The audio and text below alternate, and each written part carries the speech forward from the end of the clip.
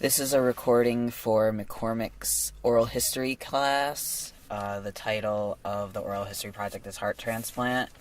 This is Jude Washock, and I am interviewing Dee Washock.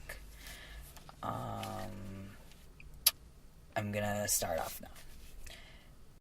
How old were you in comparison to Don Washock when he was in need of a heart transplant?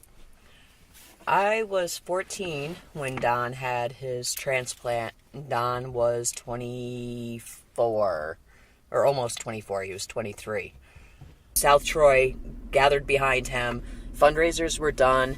He was a student at Hudson Valley just prior to him getting sick, and they all jumped right in and did a couple of fundraisers there as well to donate money towards his medical expenses and things like that.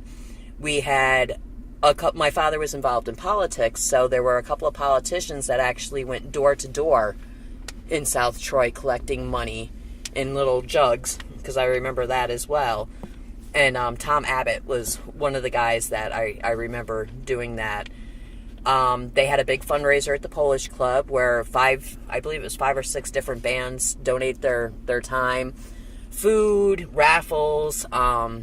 We were very fortunate, very, very fortunate. And people still talk about him.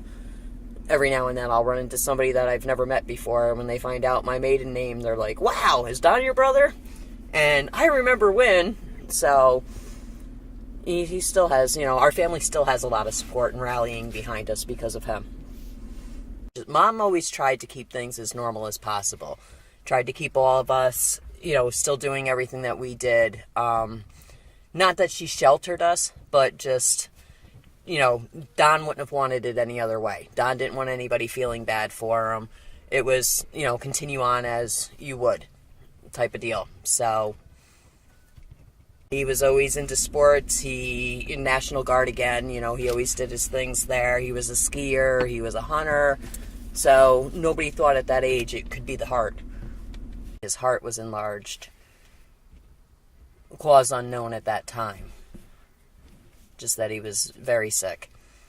And he was put on the heart transplant list shortly thereafter.